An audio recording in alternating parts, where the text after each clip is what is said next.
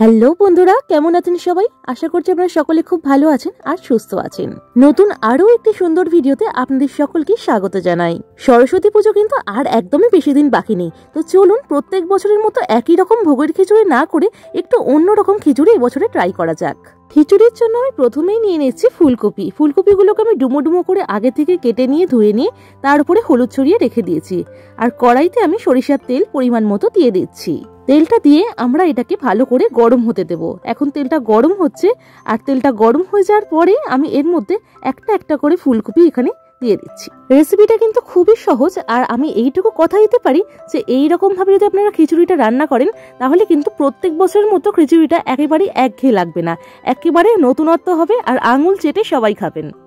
কথা বলতে বলতে ফুলকপিগুলো দিয়ে এবার ভালো করে এটাকে নাড়াচাড়া করছি। আমি এটাকে একটু ভালো করে ভাজবো। ভালো করে ভাজবো মানে কিন্তু পুরোপুরি এটা সিদ্ধ হবে না, অর্ধেক সিদ্ধ হবে আর সোনালী রং ধারণ করবে। ঠিক সেই সময় আমরা এটাকে নামিয়ে নেব। তো চলুন এবার রান্নাটাকে এগিয়ে নিয়ে যাওয়া যায়। এবার আমি এর মধ্যে স্বাদ মতো লবণ দিয়ে দিচ্ছি। খিচুড়ির জন্য লবণ আগে থেকে দেওয়ার দরকার নেই, শুধুমাত্র ফুলকপির জন্যই লবণটুকু দিলেই চলবে। এবার এটাকে ভালো করে নাড়াচাড়া করে নিচ্ছি। দেখুন আস্তে আস্তে রংটা কিন্তু সোনালী হয়ে আসছে। এইভাবে যখন দেখবেন যে অর্ধেকটা সিদ্ধ হয়ে এসেছে আর বেশ লাল লাল ভাব এসে গেছে, তখনই বুঝবেন যে এটাকে এবার নামিয়ে নিতে হবে। তো চলুন, আমার এটা একদম হয়ে গিয়েছে। তো আমি এটাকে আস্তে আস্তে তেল থেকে ছেঁকে ছেঁকে তুলে নেব। এই রান্নাটা কিন্তু খুবই সোজা, আর অবশ্যই সবাই শেষ পর্যন্ত সাথে থাকবেন। তো এইভাবেই আমি আস্তে আস্তে তেল থেকে ছেঁকে ছেঁকে সব ফুলকপিগুলোকে এখান থেকে তুলে নিচ্ছি।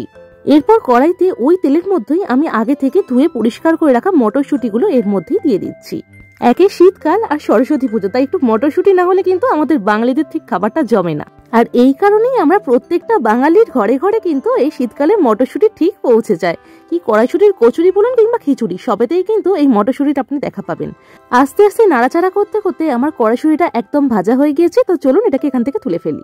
একই খিচুড়ি হচ্ছে আর এদিকে পাঁপড় ভাজা না হলে কিন্তু আমাদের একেবারে চলবে না, তাই একটু মাঝখানে সাবুর পাঁপড় একটু ভেজে নিলাম।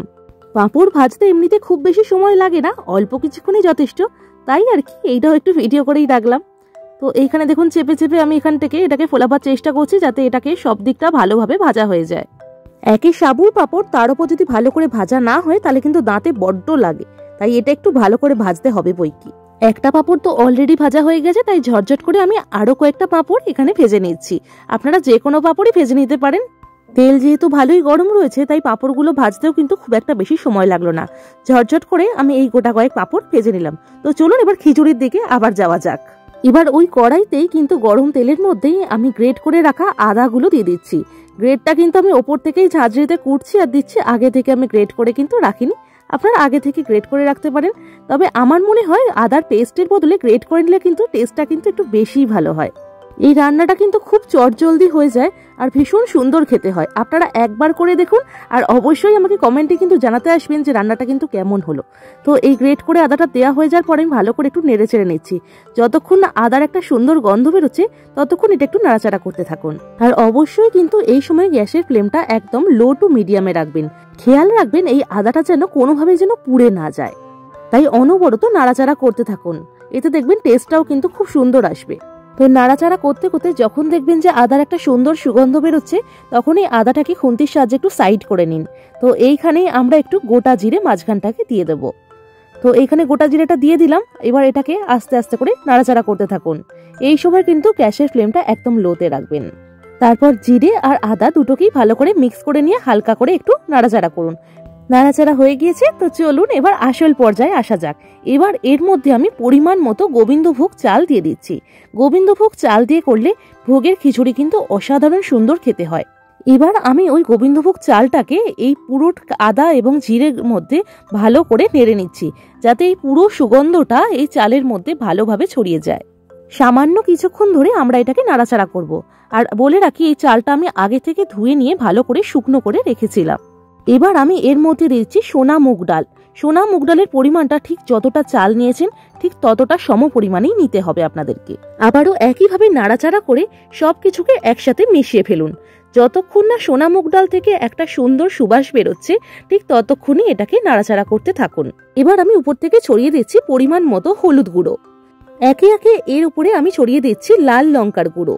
লঙ্কার গুঁড়োটা একদম পরিমাণ বুঝে দেবেন। তারপরে দিয়ে দিচ্ছি জিরে গুঁড়ো।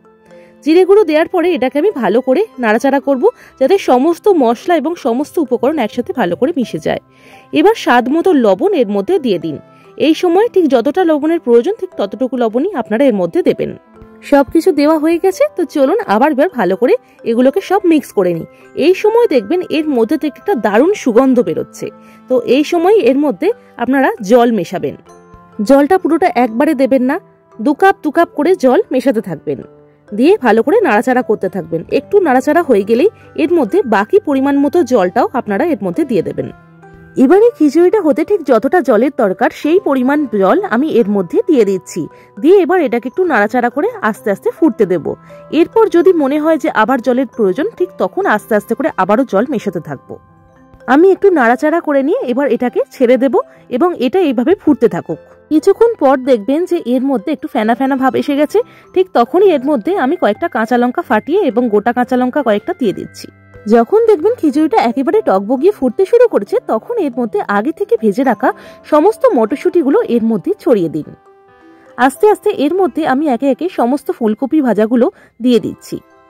ফুলকপিগুলো দেওয়ার পরে আমি এর মধ্যে আগে থেকে কিছুটা ধনেপাতা কুচিয়ে রেখেছিলাম, আর আমি ওইগুলোই এর মধ্যে ভালো করে দিয়ে দিচ্ছি। আর অবশ্যই ধনেপাতাগুলো কুচি করার আগে ভালো করে কিন্তু অবশ্যই ধুয়ে রাখবেন। তো এগুলো সবকিছু দেওয়া হয়ে গিয়েছে। এবার আমি আস্তে আস্তে করে এটাকে নাড়াচাড়া করব। বেশি জোরে নাড়াচাড়া করার দরকার নেই, তাহলে কিন্তু ফুলকপিগুলো কিন্তু এখানে ভেঙে যেতে পারে। একটু আস্তে আস্তে সাবধানতাবশত নাড়াচাড়া করলেই এগুলো ভালো হয়। এই সময় যদি দেখেন যে আরো একটু জল দেওয়ার প্রয়োজন, তো আপনারা আস্তে আস্তে পরিমাণ বুঝে জল মেশাতে পারেন। কিছুক্ষণ পরে যখন দেখবেন যেটা আরো ফুটছে, তো তখন এর মধ্যে আমি গাওয়া ঘি এর মধ্যে মিশিয়ে দিচ্ছি।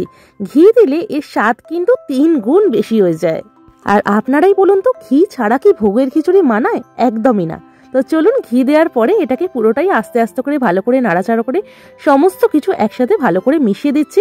আর ঘিটাও যাতে পুরোপুরি সম্পূর্ণভাবে মিশে যায় সেটাও আমরা খেয়াল রাখবো। খিচুড়িটা কিন্তু অনেকাংশেই হয়ে এসেছে, তাই এই সময় কিন্তু আস্তে আস্তে করে আপনারা একটু নাড়াচাড়া করতে থাকবেন, কেননা এই সময় নিচ থেকে ধরে যাওয়ার চান্স কিন্তু খুব বেশি থাকে। তাই একটু আস্তে আস্তে করে নাড়াচাড়া করলে খিচুড়িটা একদম পারফেক্টলি থাকে। আমার ভোগের খিচুড়ি একদম রেডি হয়ে গিয়েছে, আর আমি গরম গরম এটাকে কিন্তু সার্ভ করব। তো চলুন আজকের রেসিপি কেমন লাগলো আমাকে কিন্তু কমেন্টে অবশ্যই জানাবেন। আর শুধু লুকিয়ে লুকিয়ে ভিডিও দেখে চলে গেলে কি চলবে? একদমই না। তার জন্য কিন্তু লাইক, কমেন্ট এবং শেয়ার করতে হবে।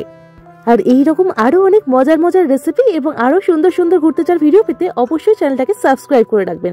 তাহলে দেখা হচ্ছে আরো একটা সুন্দর ভিডিও নিয়ে। ততক্ষণের জন্য সকলে সুস্থ থাকবেন, ভালো থাকবেন, টাটা।